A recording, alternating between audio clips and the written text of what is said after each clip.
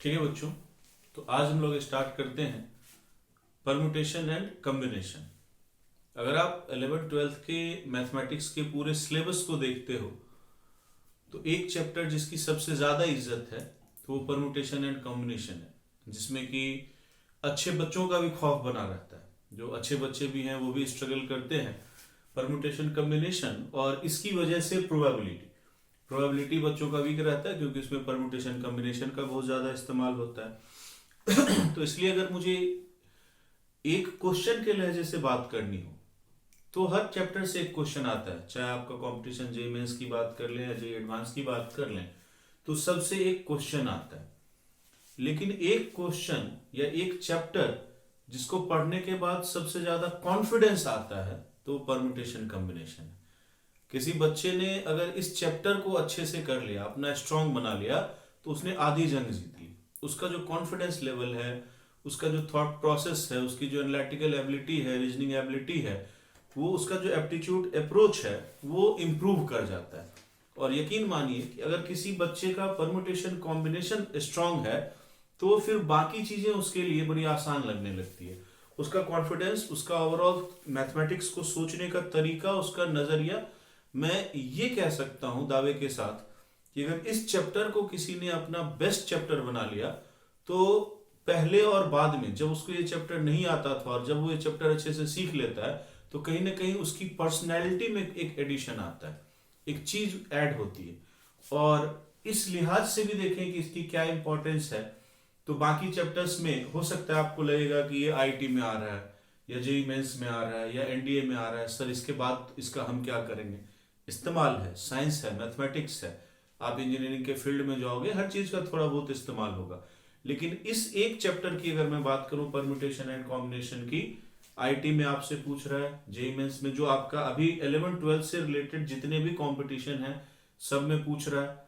आप इंडिया के best institute से मैनेजमेंट करना चाहते हैं, इंडिया में जो बेस्ट करियर का हम लोग देखते हैं पेयर बनता है आईआईटी एंड आईआईएम, तो आईआईएम के लिए अगर आप कैट में जाना चाहते हैं, कैट में इससे आपको बहुत बेहतरीन क्वेश्चंस होंगे। इसके थ्रू पजल को डेवलप करके आप जितनी भी मल्टीनेशनल कंपनीज हैं, एमएनसीज हैं, उसके इंटरव्यू में जाना चाहते हैं तो वहां पे आपको इसके क्वेश्चंस मिलेंगे। अगर आप सिविल सर्विस में जाना चाहते हैं, सीसेट में जाना चाहते तो उसके भी एक पेपर है सीसेट, जिसके अंदर आपको इसके क्वेश्चन पूछे। छोटा से छोटा कंपटीशन ले लीजिए, बैंकिंग ले लीजिए, एसएससी ले लीजिए, रेलवेज ले लीजिए, उसमें भी ये आएगा। और बड़े से बड़ा कंपटीशन ले लीजिए, उसमें भी ये आएगा। इवन यूपीएससी के सीसेट में ये आएगा, कैट में आएगा, आपके आईआईटी जेईई में आएगा। और परमुटेशन कॉम्बिनेशन एक कंबाइंड रूप से हम लोग कॉम्बिनेट्रिक्स करते हैं। आपने क्वाड्रेटिक इक्वेशन पढ़ा होगा, आपने स्ट्रेट लाइन पढ़ा होगा, आप ओलंपियाड में जाएंगे, आप ओलंपियाड का पेपर देखेंगे, इन सबसे क्वेश्चन नहीं होता है, मतलब इनके क्वेश्चंस नहीं पूछे जाते। लेकिन आप कोई भी ओलंपियाड उठा के देख लीजिए, चाहे वो आपका रीजनल ओलंपियाड हो, चाहे वो आपका इंटरनेशनल ओलंपियाड हो, चाहे स्टेज 1 हो, चाहे स्टेज 2 हो, आपको वहां पे कॉम्बिनेट्रिक्स के प्रॉब्लम मिलेंगे ही मिलेंगे। तो इसका एक बहुत ही वाइड स्कोप है, वाइड रेंज है। और इसमें ऐसा कुछ नहीं है कि बाद में पढ़ेंगे तो नई चीज वैल्यू ऐड हो जाएगी। अभी हम लोग इस चैप्टर को इसीलिए स्लो मोशन में थोड़ा पढ़ेंगे बाकी चैप्टर्स के रिस्पेक्ट में, क्योंकि समझना थोड़ा चैलेंज रहता है, तो स्पीड को थोड़ा मॉडरेट रखेंगे। हो सकता है हमारे 12 के बदले 15 क्लास लग जाए, 10 के बदले 12 क्लास लग जाए, 2-3 क्लास एक्स्ट्रा लग सकती है, लेकिन हम लोग ना ही क्वालिटी में ना ही कंटेंट में कॉम्प्रोमाइज करेंगे, हर चीज डिलीवर करेंगे। और कोशिश करेंगे कि वो स्टूडेंट फ्रेंडली हो, कोई भी लोग पढ़े सीखे तो उसको एक बार में समझ में आ जाए, चाहे वो आर्ट्स बैकग्राउंड का बच्चा क्यों ना हो, एसएससी के लिए भी वो क्यों ना देखे, चाहे वो ओलंपियाड का बच्चा क्यों ना, उसको भी यहाँ पे उसके मतलब की का मटेरियल मिलना चाहिए। चाहे जेईई एडवांस की बात हो रही हो, चाहे छोटे से छोटे कंपटीशन की बात हो रही हो। तो इस चैप्टर के अंदर हम लोग कोशिश करेंगे एक बड़े दायरे को कवर करने का।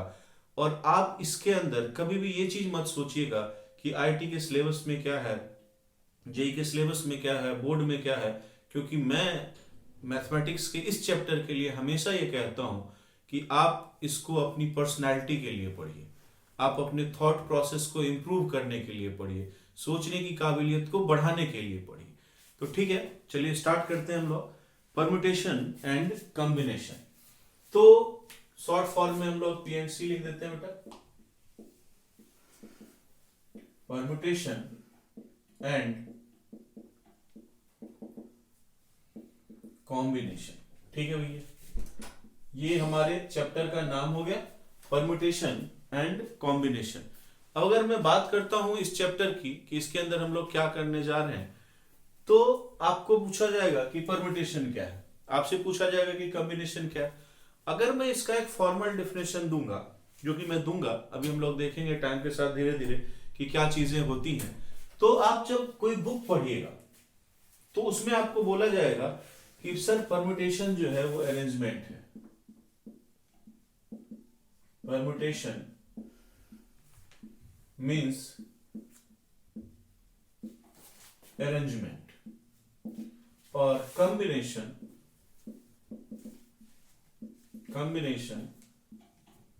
Means selection.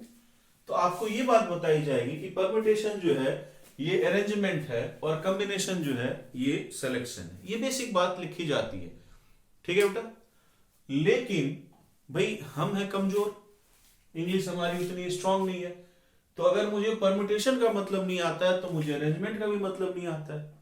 तो हमारे लिए तो बात वही की वही रहेगी कि परम्यूटेशन मींस कॉम्बिनेशन। तो अब मेरा सवाल है अरेंजमेंट का मतलब क्या, परम्यूटेशन मींस अरेंजमेंट, तो अरेंजमेंट का मतलब क्या है, कॉम्बिनेशन मींस सिलेक्शन, तो सिलेक्शन का मतलब क्या है। तो हमारा चैलेंज अभी भी यहाँ पे टिका हुआ है, हमने इससे कुछ नहीं समझा। डिफिनेशन है, लिखने में अच्छा है, permutation means arrangement, combination means selection, लेकिन नाम परम्यूटेशन जानते थे, नाम अरेंजमेंट जानते हैं। तो अब मैं आपको इसको बिल्कुल नॉर्मल आम लोगों की भाषा में बताता हूं कि अरेंजमेंट क्या होता है और सिलेक्शन क्या होता है। ठीक है, अरेंजमेंट वह चीज होती है जिसमें इंटरनल सीक्वेंसिंग, किसी को आगे कर दो, किसी को पीछे कर लो, किसी को बीच में रख लो, इससे वैल्यू में फर्क पड़ जाता है। ठीक है, जिसमें इंटरनल सीक्वेंसिंग से वैल्यू में फर्क पड़ जाता है तो हम कहते हैं कि देखो भाई ये जो है ये अरेंजमेंट हो रहा है, अरेंज कर रहे हैं हम चीजों को, ऑर्डर से फर्क पड़ रहा है, जिसमें इंटरनल ऑर्डर से चीजों पे फर्क पड़े, पहले कौन आया, बाद में कौन आया, उसके बाद कौन आया। मान लीजिए कि मेरे पास 3 डिजिट है 1 2 3, और इस 3 डिजिट से मैं एक 3 डिजिट नंबर बनाना चाह रहा हूं। ठीक है, इस 3 डिजिट से मैं एक 3 डिजिट नंबर बनाना चाह रहा हूं, तो मैंने लिखा 1 2 3। बेसिकली पहले 1 आया, फिर 2 आया, फिर 3 आया। इसके बाद मैंने लिखा 1 3 2, फिर मैं लिख रहा हूं 2 1 3, फिर मैं लिख रहा हूं 2 3 1, फिर मैं लिख रहा हूं 3 1 2, और फिर मैंने लिख दिया 3 2 1। मैंने किसी को रिपीट नहीं किया बेटा, मैंने बस एक बेसिक सी अरेंजमेंट बना दी है।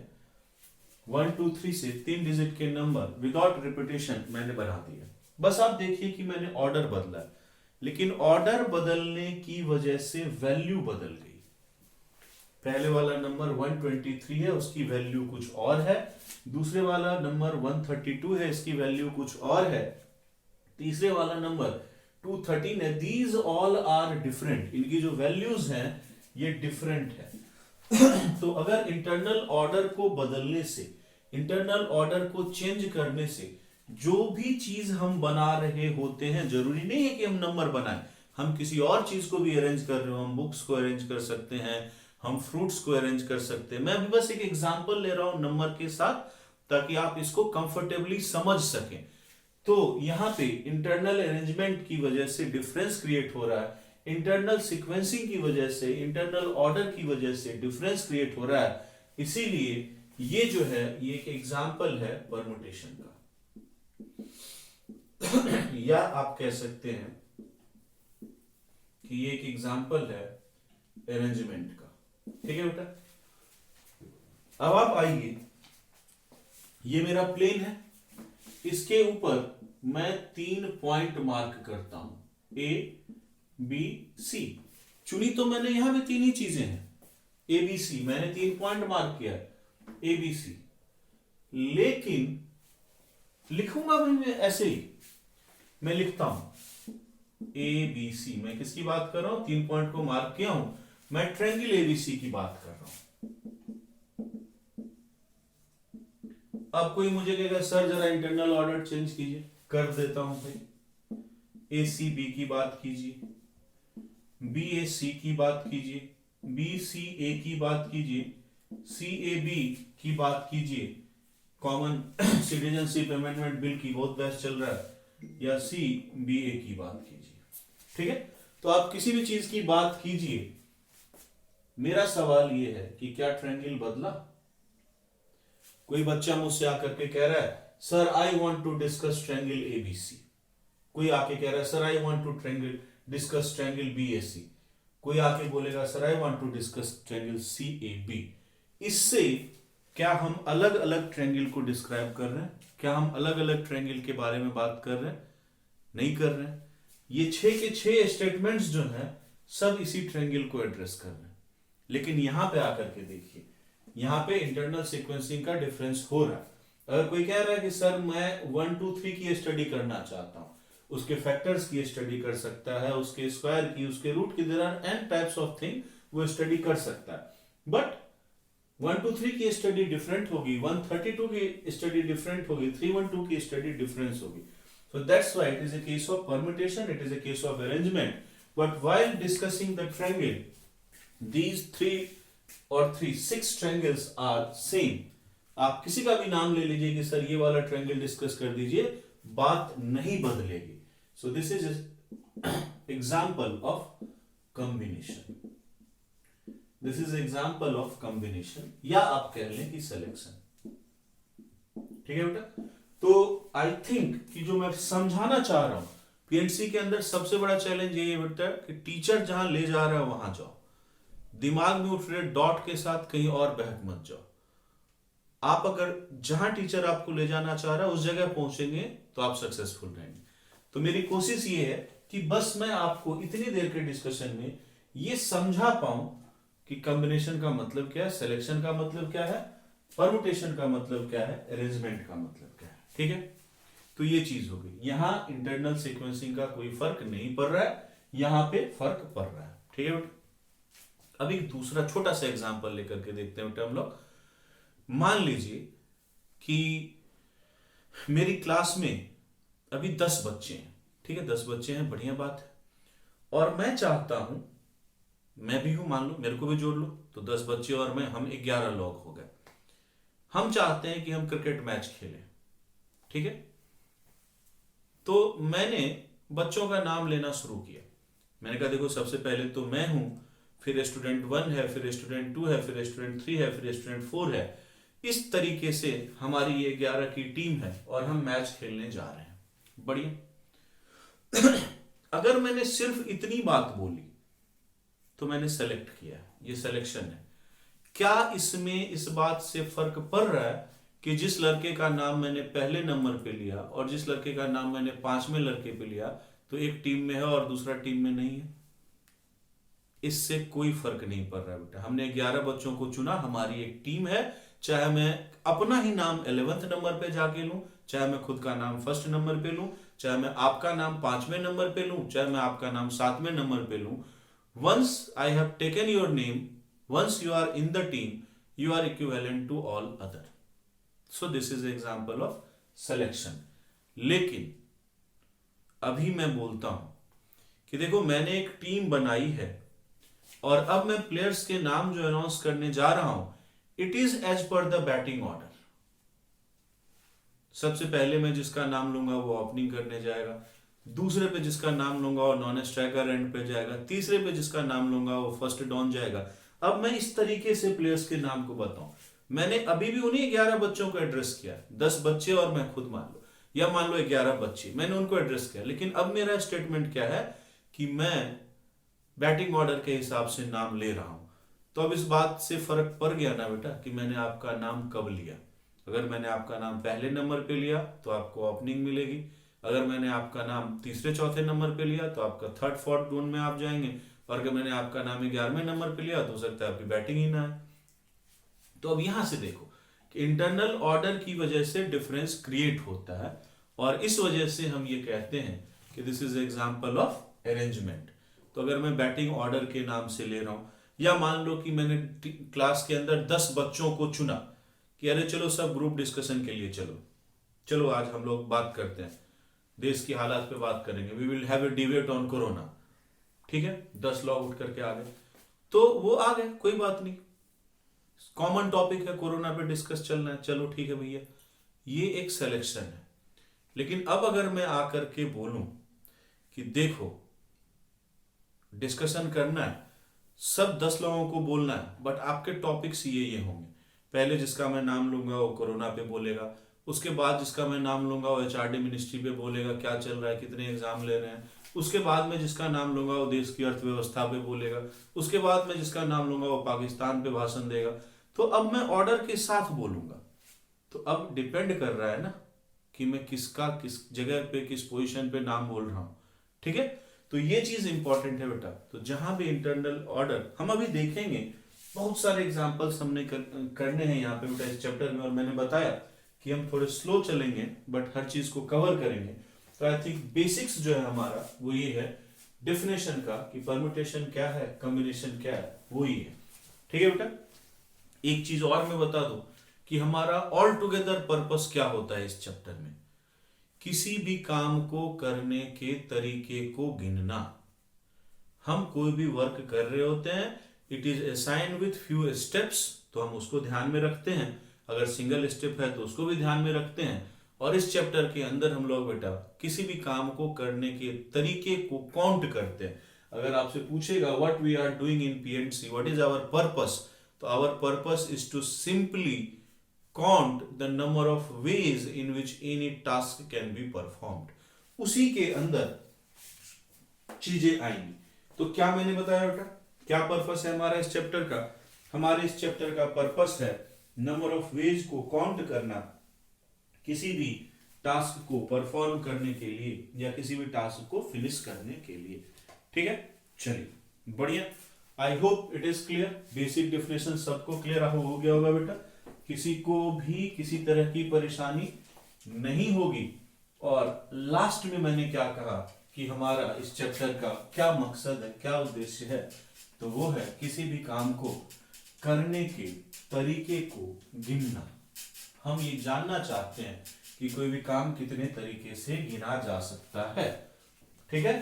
तो अगर गिना जा सकता है तो काउंटिंग का मेथड होगा भैया, गिनिएगा तो गिनने का तरीका होगा। तो इस चैप्टर के अंदर हम लोग देखेंगे कि basically we have two fundamental methods of counting. क्या देखने जा रहे हैं हम लोग? Fundamental methods of counting. Fundamental methods of counting. Basically we have two fundamental methods of counting. पहला है बेटा एडिशन और दूसरा है मल्टीप्लिकेशन। नॉर्मली, बाकी जब आप प्रैक्टिकल लाइफ में आ जाओगे तो आप देखोगे कि हम मिक्स डील कर रहे हैं, कुछ एक स्टेप में एडिशन कर रहे हैं, कुछ एक स्टेप में मल्टीप्लिकेशन कर रहे हैं, हम मिक्स वे में इसको डील कर रहे हैं। बट स्टार्टिंग में as per the definition, standard books क्या कहते हैं, ऑथर क्या कहते हैं, तो fundamental method of counting NCERT लिखती है कि भैया दो तरह के होते हैं, एक होता है एडिशन, एक होता है मल्टीप्लिकेशन। अब समझिए कि एडिशन क्या है। तो आप कोई भी काम करना चाहते हैं, उसके अंदर एक ही स्टेप है या आप चॉइसेस हैं, उसको काउंट कर रहे हैं। जैसे मान लो कि हम एक कमरे में हैं, उसमें 3 दरवाजे हैं, 4 खिड़कियां हैं। ये फेमस एग्जांपल है, इसीलिए मैं आपको सबसे पहले यही कोट कर रहा हूं। किसी भी बुक में जाओगे मिल जाएगा, किसी भी क्लासरूम में मिल जाएगा। मान लो एक कमरा है, नीचे ग्राउंड फ्लोर पे एक हॉल है, ऐसा नहीं 5वीं मंजिल पे है जी, नीचे जमीन में मैदान के अंदर एक कमरा, एक हॉल है जिसके अंदर 3 गेट हैं, दरवाजे हैं और 4 खिड़कियां हैं। हम वहां पे 5, 10, 15, 20, 50, मान लो 100 लोग जो है वो मीटिंग कर रहे हैं और किसी ने अचानक से चिल्ला दिया बॉम्ब, तो आप क्या करोगे? भागोगे। अब भागोगे तो आपको वहां से भागने के कितने तरीके हैं? तो आपके पास 3 गेट है, आप उन 3 गेट में से किसी गेट से भाग सकते हो, या आपके पास 4 खिड़कियां हैं, आप उन 4 खिड़कियों में से किसी से भाग सकते हो। तो आप क्या करोगे बेटा? आप इसको ऐड करोगे। भैया बाहर जाने के भागने के 3 तो दरवाजे हो गए, भाग जाओ, या खिड़की हो गया, भाग जाओ, तो टोटल 7। तो आप कहोगे sir if I am inside that hall I have total 7 ways to exit. ठीक है, मैं 7 तरीके से निकल सकता हूं। एक बार मैं निकल गया, उसके बाद दोबारा घूम के थोड़ी जाओगे कि अरे सर मजा नहीं आया, इस बार गेट से निकल गया, अगली बार खिड़की से आऊंगा। एक बार आप निकल गए, once you are out of the hall your job is done. उसके बाद आपको कुछ नहीं करना। तो आपने क्या किया बेटा, सिंपली एक ही स्टेप था, बाहर जाना था, जाने के जितने तरीके हो सकते थे उसको आपने काउंट कर लिया, बढ़िया, आपने उसको जोड़ लिया। तो ये हो गया एडिशन। मेरा कहने का मतलब क्या है इसमें, देखो कहने का मतलब है कि किसी भी काम को करने की अगर इंटरडिपेंडेंसी नहीं है, एक ही स्टेप में काम हो जा रहा है, तो हम नंबर ऑफ चॉइसेस को गिनते हैं। मान लीजिए कि मेरे पास ट्रे में 15 अलग अलग कंपनी के चॉकलेट्स रखे हुए और मुझे एक चॉकलेट खाना है, ठीक खाना है, मैं 15 में से किसी एक को चुन लूं, मैं खा लूंगा। तो मेरे पास चॉकलेट खाने के कितने तरीके हैं, 15 तरीके हैं। मान लीजिए मैंने आपको इंडिया के किसी फेमस स्वीट शॉप में भेज दिया, मैंने कहा जाओ बेटा एक मिठाई लेके आ जाओ। आप दुकान पे गए, पैसे की परवाह नहीं है आपको, ठीक है जेब में पैसा है, मान लो 2000 का नोट। तो अपन गए वहां पे और हर काउंटर पे देखा वहां पे 40 तरह की मिठाइयां थी, लेकिन आपको मैंने भेजा है, आपको मैथ टीचर ने भेजा, दिमाग नहीं लगाना, एक ही मिठाई लानी है, तो दाम नहीं देखना। आप क्या कर सकते हो, या तो ये वाला ले लोगे, या ये वाला ले लोगे, या ये वाला ले लोगे, या ये वाला ले लोगे। तो total you have 40 choices to buy one sweet. जैसे आपने एक मिठाई खरीद ली, चाहे वो 2000 की हो चाहे वो 5 रुपए की हो, आपका काम हो गया। तो फंडामेंटल मेथड ऑफ काउंटिंग के अंदर एडिशन में यही चीज होती है बेटा, कोई भी काम है हमको करने के उसके तरीके होते हैं, उसको हम ऐड कर लेते हैं। अब कहोगे कि सर मल्टीप्लिकेशन में क्या करते हैं, मल्टीप्लिकेशन में नॉर्मली बेटा जब कभी भी आप सिचुएशन में जाओगे एक से ज्यादा तरीके होंगे, ठीक है।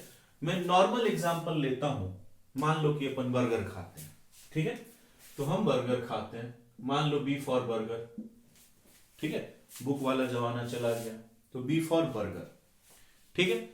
अभी आप फिर मेरे पास हो, मैंने आपको पैसे दिए, पैसे की कोई कमी नहीं, देखो मैथमेटिक्स है, let us assume you have infinity mod infinity लेके घूम रहे हम लोग, माइनस माइनस कुछ नहीं, खूब पैसा है अपने पास, लेकिन हम मार्केट के अंदर जा रहे हैं। आप अभी मेरे पास हो, यहां पे हमारे घर से मार्केट, ठीक है, मान लो 5 किलोमीटर दूर है। आप पैदल जा सकते हो, बाइक से जा सकते हो, या ऑटो से जा सकते हो, ठीक है। आप वॉक कर सकते हैं, आप बाइक से जा सकते हैं, या आप ऑटो से जा सकते हैं। आप मार्केट पहुंचे, मार्केट पहुंच के आपने नोटिस किया कि मार्केट के अंदर 3 शॉप है जो बर्गर बेच रही है, शॉप 1 है, शॉप 2 है, और शॉप 3 है, ठीक है।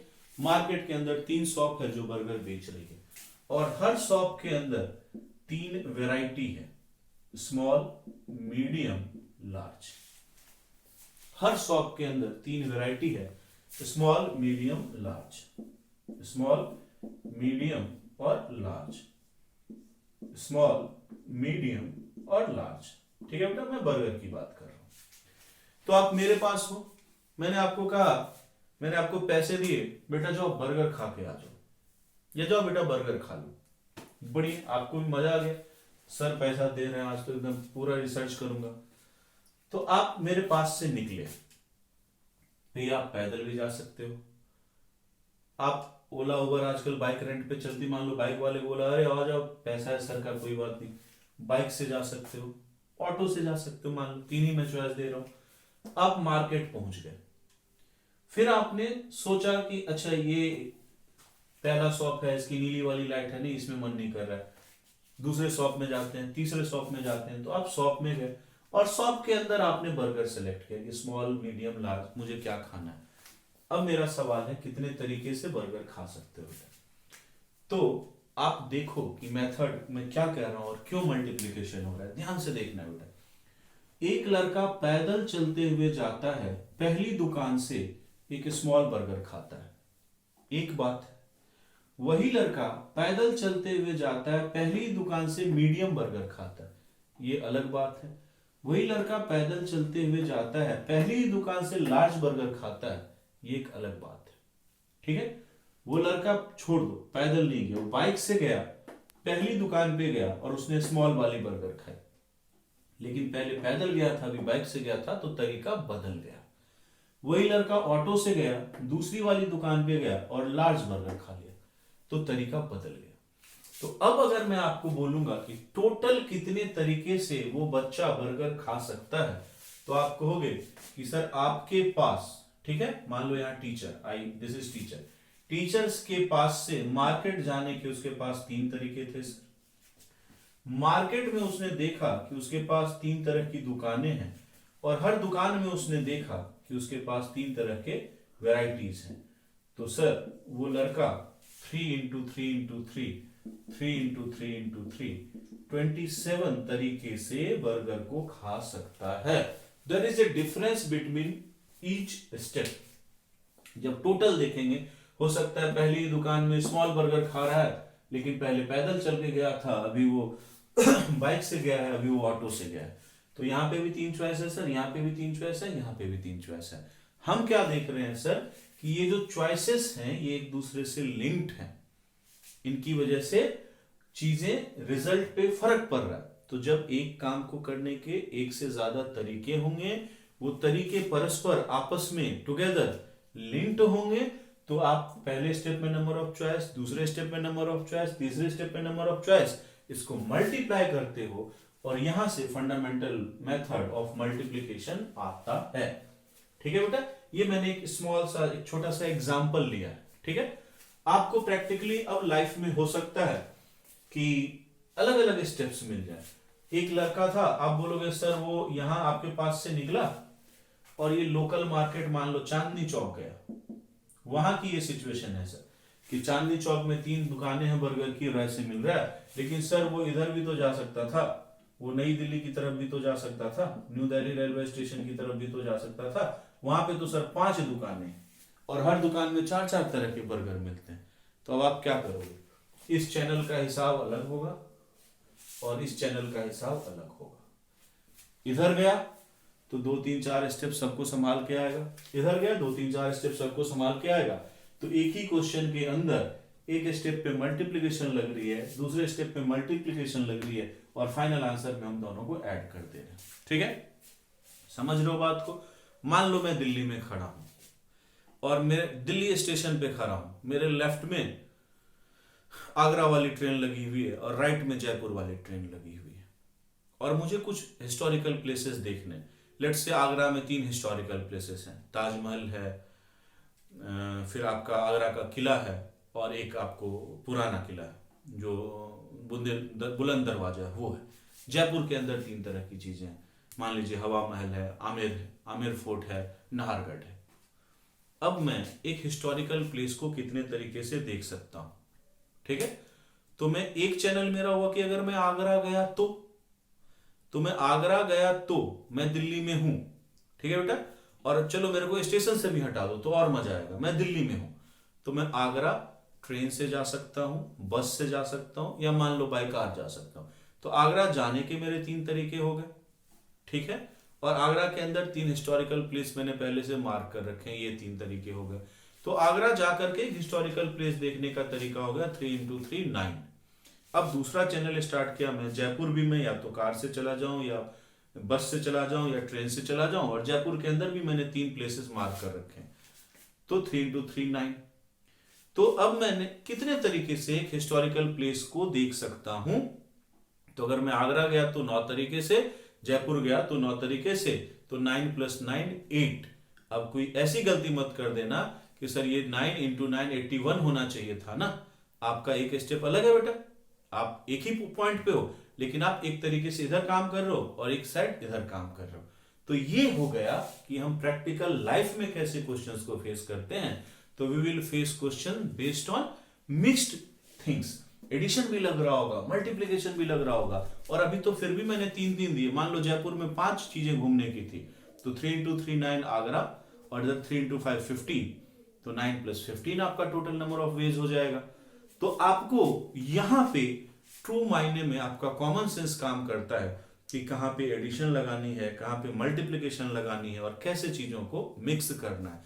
ये हम जैसे जैसे हमारा चैप्टर आगे बढ़ेगा, ग्रो करेगा, तो हम लोग इसको सीखेंगे, इस पे मास्टरी करेंगे। ठीक है बेटा, तो मेरी तरफ से सेकंड कंसेप्ट जो है, पहला तो मेरा बेसिक डेफिनेशन होता है परम्यूटेशन कॉम्बिनेशन का, और सेकंड कंसेप्ट है कि फंडामेंटल मेथड ऑफ काउंटिंग दो तरह के होते हैं, एक एडिशन होता है और एक मल्टीप्लिकेशन होता है। तो इसको आप ध्यान से समझ गए। I hope it is clear to you all. ठीक है बच्चों, और मैं बार बार ये आपको कहता हूं, थोड़ा स्लो चलेंगे हम लोग ताकि सारी चीजों को हम समझ सकें। तो लेकिन आपको हर बात सुननी है, एक बार पढ़ते हुए बेटा ऐसा ना हो कि 10 घंटे के बदले 15 घंटे लग जाए। अगर आपने सीख लिया ना कंसेप्ट, तो लाइफ में आपको कभी दिक्कत नहीं होगी। और ये वो चैप्टर है जो लाइफ लॉन्ग आपको काम भी आएगा। लेकिन वो 10 को पता चला जल्दी जल्दी कर रहे हैं, 12 घंटे में किए और काम खराब हो गया, तो फिर एक बार कंफ्यूज हो गए तो जिंदगी में दोबारा पीएनसी सीख भी नहीं पाओगे। So it's a very important chapter. चलिए हम लोग चलते हैं अगले कंसेप्ट की तरफ। ठीक है बच्चे, तो अगले कंसेप्ट को मैं एक्सप्लेन करता हूं बच्चों। तो नेक्स्ट कंसेप्ट जो है, अब हम लोग देखो पीएनसी के अंदर जैसे आप आओगे, हम लोग परम्यूटेशन की बात करेंगे या कॉम्बिनेशन की बात करेंगे, तो एनपीआर की बात करेंगे, अभी एनसीआर की बात करेंगे। इस चैप्टर के अंदर जितने भी फॉर्मूले हैं, इसमें 70% 80% फॉर्मूला जो है, इसका derivation fundamental method of counting से, जो प्रिंसिपल ऑफ मैथमेटिकल इंडक्शन आप कहते हो, फंडामेंटल मेथड ऑफ काउंटिंग मतलब गिना उसको और फिर इसके साथ अटैच कर दिया, प्रिंसिपल ऑफ मैथमेटिकल इंडक्शन के साथ अटैच कर दिया। किसी के डेरिवेशन को ऐसा नहीं है कि ये सर यहाँ एक्स सिलेक्ट कर लो, ये वाई कर लो, ऐसा कुछ नहीं। तो हम लोग उसको और ज्यादा रैशनल वे में और ज्यादा जनरल वे में देखेंगे, अपने एक्सपीरियंस से उसको सीखेंगे कि हाँ हमने देखो ऐसा किया था, ये रिजल्ट हमें मिला। ठीक है, तो हम ट्राई करेंगे कि और ज्यादा इसके रिजल्ट्स को प्रैक्टिकल अप्रोच दिया जाए। ठीक है, तो डेरिवेशन पे नहीं जाएंगे, समझेंगे कि कैसे आया और फिर उस रिजल्ट को नोट करेंगे। तो अब देखिए, मान लीजिए आपके पास एक डिजिट है 1, ठीक है बेटा, करेक्ट। तो इससे आप कितने 1 डिजिट के नंबर बना सकते हो? एक ही बना सकते हो, 1 हो गया, आपका नंबर बन गया, खुश हो जाओ। आपके पास है 2 डिजिट 1 और 2, तो 1 और 2 से आप कितने 2 डिजिट के नंबर बना सकते हो? तो आपके पास चॉइस है बेटा, आप 12 भी लिख सकते हो और आप 21 भी लिख सकते हो। ये हो गया बेटा 2। अब अभी मैं रिपीटेशन की बात नहीं कर रहा हूं, अभी कोई भी चीज दोबारा इस्तेमाल नहीं की जाएगी, बाद में की जाएगी जब जरूरत पड़ेगी। तो मान लीजिए 1 2 3 3 डिजिट है मेरे पास, तो इससे मैंने कितने बनाए? तो इससे मैंने बनाए थे 6। ध्यान है आप सबों को, 1 2 3 1 3 2 2 1 3 2 3 1 3 1 2 और 3 2 1। ठीक है बेटा, ये कितना हो गया बेटा? 6 हो गया। काउंट कर रहे हैं बिल्कुल हम लोग, 1 2 3 4। इससे मैं कहूं कि 4 डिजिट के कितने नंबर है बनाओ, तो आपको सर यहां पे 1 रख दो। ठीक है, अब जो भी बनेगा वो 1000 कुछ होगा। अब सर इस 2 3 4 को 3 नंबर को कितने तरीके से अरेंज किए थे? 6। तो 2 3 4 से कितने नंबर बनेंगे? तो 6। 2 3 4 1 सब जगह है बेटा, 1234 1234 2 4 3। ठीक है, 3 2 4 3 4 2 4 2 3 4 3 2। ऐसे ही आपको सर ये तो 6 हो गए। अब 1 के बाद क्या करो सर? 2 से स्टार्ट कर दो। अब आपके पास क्या बचा है? 1 3 4। ये 1 3 4 से भी सर 6 नंबर बन जाएंगे, जैसे यहां पे 6 बने हैं। फिर सर आप क्या करो? 3 से स्टार्ट करो। सर 3 से स्टार्ट करोगे तो 1 2 4 मिलेगा, इससे भी सर 6 नंबर बन जाएंगे जैसे यहां बने थे। और फिर क्या करो सर? फिर 4 से स्टार्ट करो, 1 2 3 से भी 6 नंबर बन जाएंगे। और ये सारे नंबर अलग हैं सर, क्योंकि ये सारे क्या है? 1000 कुछ, 1000 समथिंग। ये सारे क्या है? 2000 समथिंग। ये सारे क्या है? 3000 समथिंग। ये सारे क्या है? 4000 समथिंग। तो टोटल नंबर कितने हो गए बेटा? 2 से आया 6, 1 से आया 6 6 6 12 18 24। तो अगर मैं बात करूं कि 4 डिजिट से मैंने कितने नंबर बनाए, तो 24। डिजिट को अब रिप्लेस कर दो, एलिमेंट, ऑब्जेक्ट, डिफरेंट ऑब्जेक्ट्स। अगर आपके पास कोई एक डिफरेंट ऑब्जेक्ट है तो उससे आप एक तरह की चीज बना सकते हो। अगर आपके पास कोई दो डिफरेंट ऑब्जेक्ट है तो उसको आप दो तरीके से अरेंज कर सकते हो। अगर आपके पास कोई तीन डिफरेंट ऑब्जेक्ट है तो उसको आप 6 तरीके से अरेंज कर सकते हो, परमुटेशन कर सकते हो। अगर आपके पास 4 डिफरेंट ऑब्जेक्ट है तो उसको आप 24 तरीके से क्या कर सकते हो बेटा, अरेंज कर सकते हो। अब मैं आपका ध्यान खींचना चाहता हूं यहाँ पे, 1 से 1 इसको लिख दो, 1 2 से 2 इसको लिख देंगे, 3 से 6, 4 से 24, 1 से 1 इसको लिख दो 1 फैक्टोरियल, 2 से 2 इसको लिख दो 2 फैक्टोरियल, 3 से 6 इसको लिख दो 3 फैक्टोरियल, 4 से 24 इसको लिख दो 4 फैक्टोरियल। तो आपने एक जनरल पैटर्न देखा ना कि अगर हम दो तीन चीजों को अरेंज कर रहे हैं तो 2 फैक्टोरियल से हो रहा है, 3 चीजों को कर रहे हैं तो 3 फैक्टोरियल से हो रहा है, 4 चीजों को करेंगे तो 4 फैक्टोरियल से होगा। तो सर अगर हम इसी रास्ते पे आगे बढ़ते गए जीवन में, n फैक्टोरियल n चीजों को हम अरेंज कर रहे हैं तो हमारा रिजल्ट क्या हो जाएगा, n फैक्टोरियल हो जाएगा। ठीक है बेटा, तो हमारा रिजल्ट क्या हो जाएगा, n फैक्टोरियल हो जाएगा। और इसी चीज से एसोसिएट करके मैं आपको पहला रिजल्ट देने वाला हूं परम्यूटेशन का। ध्यान से इसको देखेंगे बेटा, रिजल्ट है आपका permutation of n different things taken all at a time is equal to n factorial। ठीक है बच्चे, permutation of n different things taking all at a time is equal to n factorial। ठीक है बच्चों, basic बात हमने की है, प्रैक्टिकल अप्रोच रखा है कि आप चीजों को समझें सीखें। ठीक है बेटा, चलो अब देखते हैं हम लोग। अब एक चीज देखो बेटा, वो है बॉक्स मेथड।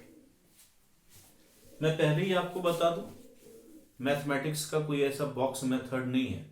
परम्यूटेशन का फॉर्मूला है, कॉम्बिनेशन का फॉर्मूला है, बॉक्स मेथड कोई फॉर्मूला नहीं। ये हम इंडियंस ने या कह लो कि टीचर्स ने, बाकी कंट्री में भी ऐसा करते होंगे, बच्चों को समझाने का एक नया तरीका ढूंढा है कि बॉक्सेस बना करके उनको कोई चीज एक्सप्लेन कर दो तो समझने में आसानी होती है। तो जैसे आप 1 डिजिट का नंबर बना रहे थे तो 1 बॉक्स हो गया, 2 डिजिट का नंबर बना रहे थे 2 बॉक्स हो गया, 3 डिजिट का नंबर बना रहे थे तो मान लो 3 बॉक्स हो गया, 4 डिजिट का नंबर बना रहे थे मान लीजिए 4 बॉक्स हो गया। ठीक है बेटा, बॉक्स हो गया। मैंने आपको क्या दिया था, मैंने आपको कहा था 1 से कितने 1 डिजिट के नंबर बना सकते हो। तो आपके पास मान लो 1 है और ये बॉक्स है, तो यहां पे कितने तरीके से आप फिल कर सकते हो। तो 1 को यहां रख दोगे, देयर इज ओनली 1 वे। अब बात करो सेकंड वाले में, 1 और 2। ठीक है, 2 नंबर मैंने आपको दिए थे, अब इस बॉक्स को फिल करना है बेटा।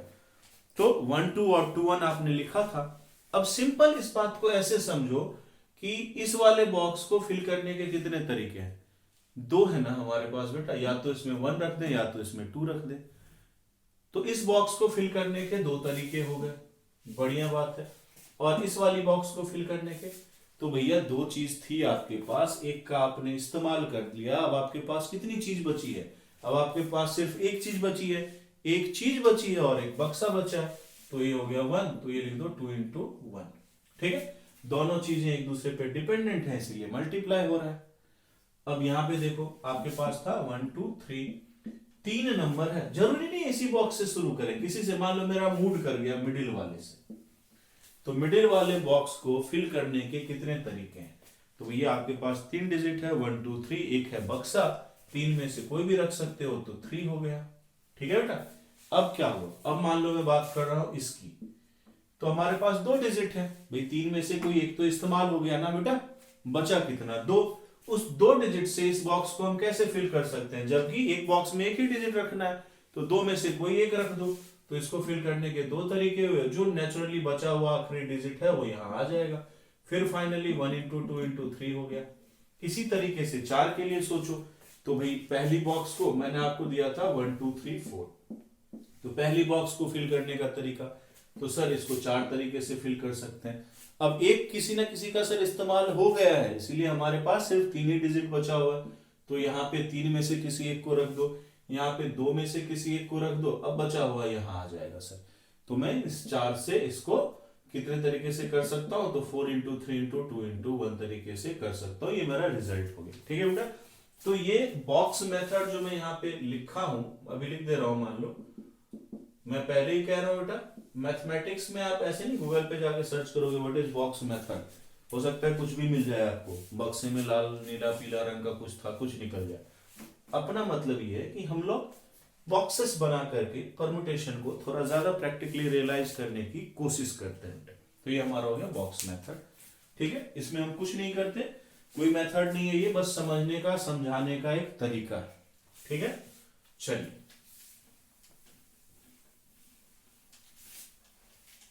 अब हम बात करते हैं परमुटेशन में ही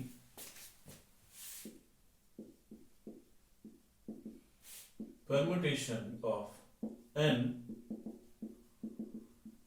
different things taking r at a time,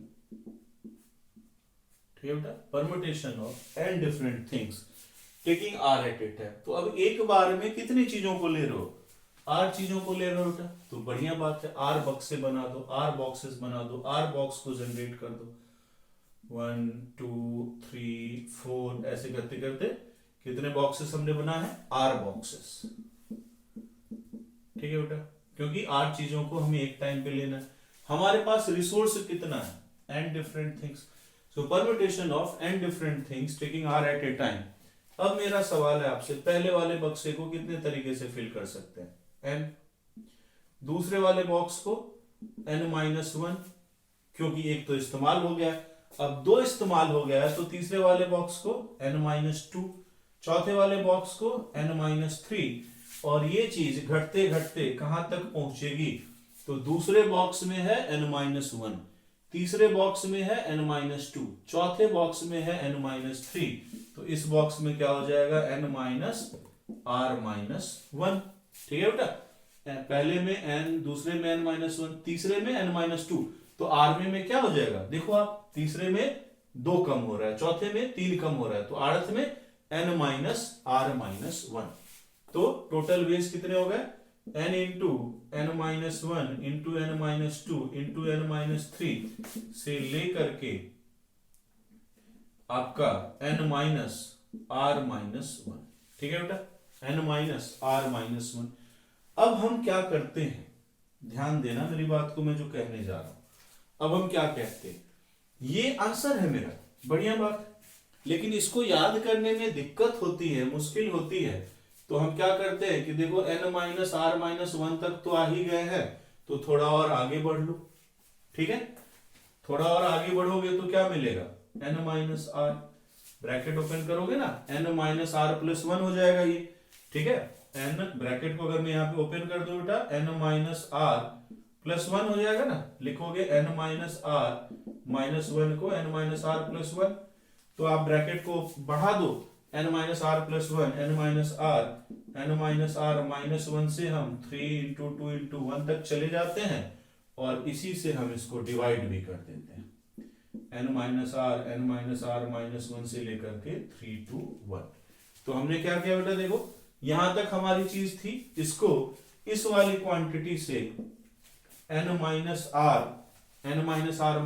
से लेकर के 3 to 1 से मल्टीप्लाई और डिवाइड कर दिया, ठीक है।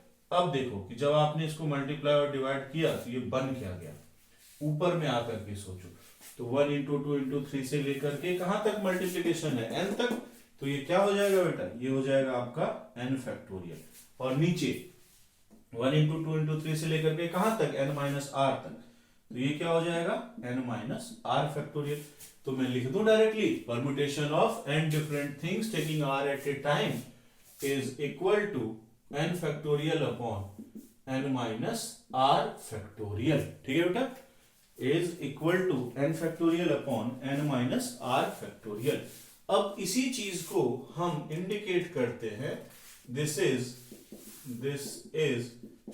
denoted by, this is denoted by NPR and this is equal to n factorial upon n minus r factorial। ठीक है बेटा, मैं ये मान के चल रहा हूं कि फैक्टोरियल का मतलब आप जानते होंगे। ठीक है, 1 2 3 कंसेक्यूटिव n इंटीजर्स का जो प्रोडक्ट होता है फर्स्ट n इंटीजर्स का, वो n फैक्टोरियल होता है और 0 फैक्टोरियल की वैल्यू 1 होती है। नॉर्मली ये सब बातें बाइनोमियल में ही बता दी जाती हैं। अगेन यहाँ पे प्रेफरेंस होता है बेटा, बहुत सारी बुक्स में पहले पीएनसी एक चैप्टर है, फिर बाइनोमियल अगला चैप्टर है। बहुत सारे बुक्स में पहले बाइनोमियल है फिर पीएनसी। ठीक है, बट चलिए कोई बात नहीं, जरूरत पड़ेगी तो हम लोग उसको भी डिस्कस कर लेंगे। एन फैक्टोरियल इज सिंपली, अगर किसी को दिक्कत हो रही होगी समझने में, I don't suppose but maybe, तो आप सिंपल जान लीजिए what is n factorial. N factorial is equal to n into n minus one into n minus two से लेकर के 3 into 2 into 1 product of first n natural number, product of first n natural number. ठीक है बेटा, तो ये हो गया आपका n फैक्टोरियल, पहली बात। अब जब बात चली ही है तो इसकी दूसरी बात भी देख लो कि n फैक्टोरियल को क्या लिखे हो, n into n minus one into n minus two, तो आगे बढ़ के इसको लिख सकते हो ना n into n minus one factorial. ठीक है, इसी को आगे बढ़ के क्या लिख सकते हो, n into n minus one into n minus two factorial. इसी को आगे बढ़ के क्या लिख सकते हो, n into n minus one into n minus two into n minus three factorial. क्योंकि जब हम फैक्टोरियल में कैंसिलेशन वगैरह करेंगे बेटा तो इन चीजों का इस्तेमाल होगा, and so on, we will keep moving on this. And तीसरी बात जो एक इंपॉर्टेंट चीज है कि 0 factorial this is equal to 1। 0 factorial जो बेटा इसकी वैल्यू होती है 1। अब इस पे बोला जाए तो 2-4 दिन कम पड़ सकता है बेटा कि 0 फैक्टोरियल क्यों 1 होता है, इसीलिए हम लोग इसको 1 मिनट में समझने का ट्राई करेंगे कि क्यों होता है। क्योंकि इसका जो प्रैक्टिकल रिजल्ट है वो इसको सजेस्ट करता है। इसी वजह से मैंने पहला जो था permutation on and of n different things taking all at a time, उसके एग्जांपल्स आपको दिए थे। तो आपने देखा कि भाई 4 चीजों को अरेंज करते हैं, 4 चीजों को सबको इकट्ठा लेकर के तो 4 फैक्टोरियल, 3 चीजों को तो 3 फैक्टोरियल। और यहाँ पे बॉक्स प्रिंसिपल से आपने ये डेरिवेशन कर लिया है। अगर आपने ये डेरिवेशन कर लिया है बेटा तो बताओ कि NPN क्या होगा, NPN क्या होगा। तो इस फॉर्मूले से NPN हो जाएगा बेटा n factorial by n minus n factorial. ठीक है, which is equal to n factorial by 0 factorial. ठीक है, बट प्रैक्टिकल एक्सपीरियंस हमारा पहला पिछला वाला क्या है जो हमने अभी क्लास में देखा है, permutation of n different things taking all at a time. भाई NPN आपने तो सारा ले लिया, यहाँ पे n रख रखा है आपने, तो प्रैक्टिकली हमने देखा है कि permutation of n different things taking all at a time is equal to n factorial. So now we are across this result. Practically count करके ये n factorial आया है और यहाँ पे ये फॉर्मूले से जो कि हर जगह काम करेगा n factorial by 0 factorial आया है। ठीक है बच्चे, तो अब यहाँ से मैं क्या रखूं 0 फैक्टोरियल की वैल्यू कि ये सही हो जाए। ठीक है, what should I put at the place of 0 factorial so that the result is valid. तो आप कहोगे, कंक्लूड करोगे कि sir if we assume 0 factorial as equal to 1, if we assume 0 factorial equal to 1, this will be valid. ठीक है बेटा, so this is just a assumption. Different book में different author के पास, डिफरेंट टीचर्स के पास इसके डिफरेंट लॉजिक्स हैं, ऑल में बी करेक्ट साइमल्टेनियसली। आप इसी को कॉम्बिनेशन से भी कर सकते थे, इसी को अलग तरीके से भी कर सकते थे। मैंने बताया आपको कि 0 फैक्टोरियल 1 क्यों होता है, इस पे बोला जाए तो 2-3 दिन तक लगातार बोला जा सकता है, बट हम एक अपने परसेप्शन से चलते हैं कि देखो भैया इसको 1 मान लिया गया। मैं बिल्कुल बोलूंगा जो 11th-12th में हो आप, जूनियर स्टेज पे आपको, तो just take this as a result कि ये 0 फैक्टोरियल जो है वो 1 होता है बिना किसी बहस के। ठीक है बेटा, चलिए अदरवाइज थोड़ा बहुत लॉजिक ढूंढेंगे तो यहां से आपको NPR के डेरिवेशन से भी आ ही जाएगा। तो 2 बातें हम लोगों ने अभी तक बेटा परम्यूटेशन में सीखी है। Permutation of n different things taking all at a time is equal to n factorial. permutation of n different things taking r at a time is equal to npr, which is equal to n factorial upon n minus r factorial. Correct? चलिए तो हम लोग आगे बढ़ते हैं इससे. ठीक है बच्चे? ठीक है बच्चों, तो चलिए अभी नेक्स्ट कंसेप्ट देखते हैं. अभी तक मैंने जब भी आपसे बात की है, मैंने हमेशा आपको रोका है कि रिपीटेशन नहीं है, रिपीटेशन नहीं है. अब लेकिन मैं आपको अलाउ कर रहा हूं कि जो चीजें हैं वो रिपीट कर सकते हैं. ठीक है, तो हम लोग इसमें थर्ड रिजल्ट देखेंगे. Permutation of n different things taking all at a time when, ठीक है बेटा, permutation of n different things taking all at a time when repetition is allowed. ठीक है, n different things taking all at a time when repetition is allowed. सबको लेके चलना है, तो नंबर ऑफ बॉक्सेस कितने हो जाएंगे भैया? n डिफरेंट थिंग्स हैं. ठीक है, taking all at a time, तो सबको इकट्ठे लेना है, या taking all at a time when repetition is allowed.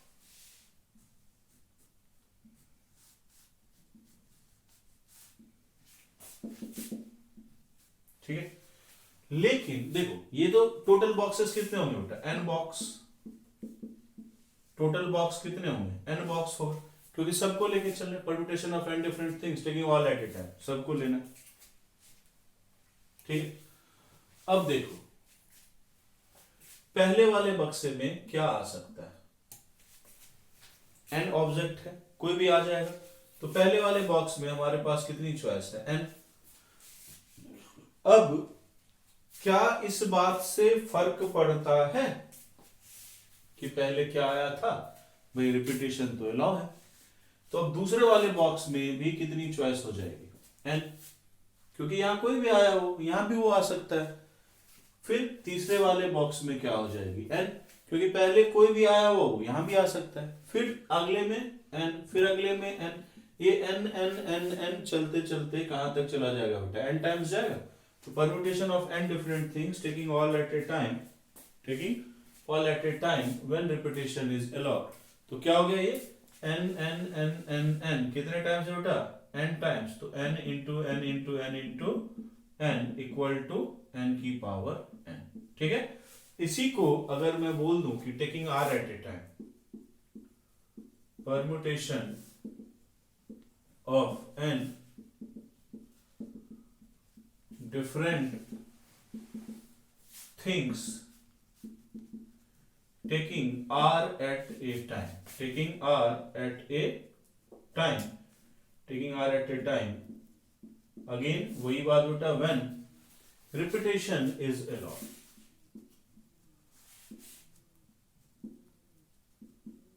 When repetition is allowed, जब repetition की परमिशन है. तो अब क्या हो जाएगा बेटा? कितना को इकट्ठा ले रहे हो? r को, taking r at a time. ठीक है, taking r at a time, एक बारी में हम लोग r को ले रहे हैं. अब इस बॉक्स को कितने तरीके से भर सकते हैं? n. इस बॉक्स को कितने तरीके से भर सकते हैं? इस बॉक्स को कितने तरीके से भर सकते हैं? n. n ये चलता रहेगा बेटा कहां तक? n तक. लेकिन कितने टाइम्स?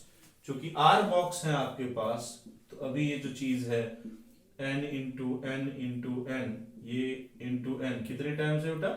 r times. और इसका आंसर क्या हो जाएगा आपका? This is equal to n raise to the power r.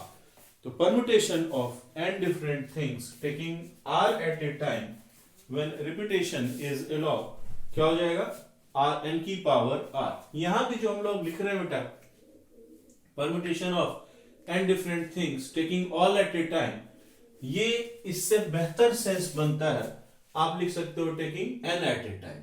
ठीक है, आप ये जो लिख रहे हो permutation of n different things taking all at a time when repetition is allowed, वहां पे हम ये भी लिख सकते हैं taking n at a time, क्योंकि मैंने नॉर्मल है, ऐसे चीजें समझ में आती है, लेकिन कई बार मैंने बैच में बच्चों को ये कहते हुए देखा है सर कि ऑल तो ठीक है, यहाँ भी n में से किसी को चुन सकते हैं, यहाँ भी n में से किसी को चुन सकते हैं, यहाँ भी, यहाँ पे n बॉक्सेस के बाद हम रुक क्यों जाए, ये हम चलते ही क्यों ना जाए। ठीक है, तो आप इसको फिर ऐसे समझिए कि permutation of n different things taking n at a time. तो जब आप इसको n एट ए टाइम समझ लेंगे तो आपकी मजबूरी है कि n बॉक्सेस के बाद आप रुक जाएंगे। ऐसा मैं अपने एक्सपीरियंस से बता रहा हूं कि कुछ बैच में बच्चों ने ये कहा है। ठीक है, नॉर्मली हम लोग इस चीज को लिख देते हैं बेटा कि permutation of n different things taking all at a time when repetition is allowed. But कई बार बच्चों को समझने में दिक्कत होती है, वो ये कहते, वो ज्यादा सोच लेते हैं कि सर ये तो चल रहा है ना, यहाँ भी n में से कोई भी आ सकता है, यहाँ भी n में से कोई भी, हम हमेशा ऑल को ले ही रहे, हम n बॉक्सेस के बाद क्यों रुक जाए। तो ठीक है, अगर इस तरह का कोई कंफ्यूजन आपके जहन में आता है तो आप इस स्टेटमेंट को मॉडिफाई कर सकते हो कि permutation of n different things taking n at a time when repetition is allowed. तो ये हो जाएगा आपका n की पावर n। रिजल्ट तो वही रहेगा, बस समझने का, समझाने का एक तरीका है। कई बार बुक में ऑल एट ए टाइम भी लिखा मिल जाता है, कई बार n एट ए टाइम भी होगा, रिजल्ट विल बी सेम। ठीक है बेटा, तो ये n की पावर n हो गया। Permutation of n different things taking r at a time when repetition is allowed, क्या हो गया, n की पावर r हो गया। अब एक रिजल्ट हम लोग देखते हैं बेटा, बेहतरीन, बड़ा अच्छा, बड़ा प्यारा रिजल्ट है। उसके बाद हम लोग कोशिश करेंगे आज की लेक्चर को बाइंड अप करने का। एग्जांपल्स मैं आज नहीं ले पाऊंगा टाइम की वजह से, तो हम लोग अगली क्लास में देखेंगे, थोड़ी बहुत थ्योरी भी देखेंगे और क्वेश्चंस भी देखेंगे। तो अब देखो, permutation of n different things आपने देख लिया, taking all at a time देख लिया, taking n at a time, जो भी कह लो। अब यहां से देखो, इस चीज को ध्यान देना, permutation of n different things, permutation of n different things, ठीक है, टेकिंग, मैं अभी दोबारा देखो यहां कह रहा हूं ऑल या n, कुछ भी आप समझे, taking n at a time, taking n या all at a time when at least one thing is repeated, when at least one thing is repeated, ठीक है, when at least one thing is repeated, correct. अब इसको मैं example से भी समझाना पसंद करूंगा। मान लो मेरे पास दो डिजिट 1 2, ठीक है बेटा, 3 लिखूंगा तो 3 की पावर 3 बेटा 27 हो जाती है, तो उतना लंबा एग्जांपल देना मुश्किल हो जाएगा, इसीलिए छोटे से एग्जांपल से समझते हैं। मेरे पास 2 डिजिट है और इससे मैं चलो एक 3 डिजिट का नंबर बनाता हूं, बना नहीं पाऊंगा तो मैं एक 2 ही डिजिट का नंबर बनाता हूं। मेरे पास 2 डिजिट है 1 और 2, और इससे मैं 2 डिजिट का नंबर बनाता हूं जहां रिपीटेशन अलाउ है, जहां रिपीटेशन अलाउ है। तो 1 1 1 2 2 1 2 2, आपने टोटल 4 नंबर्स बना दिए, ठीक है। आप कह सकते थे सर क्या जरूरत थी इतना देखने की, पिछला फॉर्मूला तो था ही, 2 नंबर है और 2 प्लेस है, तो 2 की पावर 2 इक्वल टू 4, करेक्ट, बहुत बढ़िया बात है, ठीक है। अब यही सोचो कि मैं कह रहा हूं नहीं, रिपीटेशन जो है वो अलाउ नहीं है, तो अब जब मैं 2 नंबर को बनाने जा रहा हूं तो मेरे पास 2 ही चॉइस है, 1 2 और 2 1। ये वाली चीज क्या है मेरी, 2 चॉइसेस है, 2 नंबर्स, ठीक है। बट ये इसका एंड आउटपुट क्या है कि ये है n फैक्टोरियल, 1 into 2 आप लिखते हो, ये है n फैक्टोरियल, और इसका एंड आउटपुट क्या है कि ये है n की पावर n, ठीक है बच्चे, ये है n फैक्टोरियल, ये है n की पावर n। अब अगर मैं टोटल में से उस सिचुएशन को निकाल दूं, टोटल में से उस सिचुएशन को निकाल दूं जब कोई रिपीट नहीं कर रहा है, तो मुझे मिलेगा क्या, जब कम से कम एक रिपीट कर रहा है, ठीक है।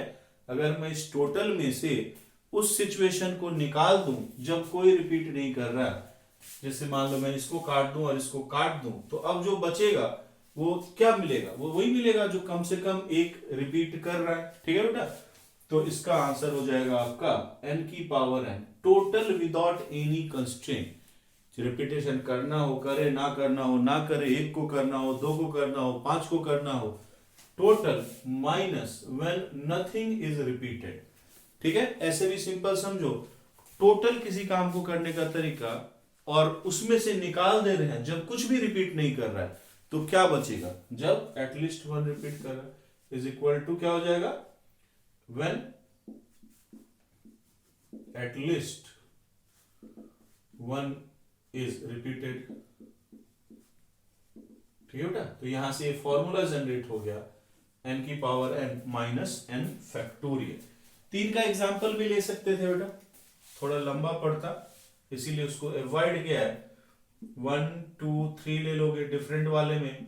ठीक है, डिफरेंट वाले में 1 2 3 1 3 2 2 1 3 2 3 1 3 1 2 3 2 1। देखो मैं ट्राई करता हूं समझाने का आपको। ये तो वो वाले हैं जो रिपीट नहीं किए हैं। ठीक है, अब देखो कौन से वाले देखेंगे, वो वाले जिसमें कि 2 की रिपीटेशन है। ठीक है, तो मान लीजिए कि आपके पास 2 की रिपीटेशन है और जिसमें 3 की रिपीटेशन है, तो 1 1 3। ठीक है बेटा, अब 1 1 3 से देखो क्या सब बन सकता है, 1 3 1 भी बन सकता है, 3 1 3 भी बन सकता है, 3 1 1 भी बन सकता है। अब मैं यहां से काउंटिंग को स्पीड अप करूंगा बेटा, तो 1 1 3 से कितने बन सकते हैं, 3।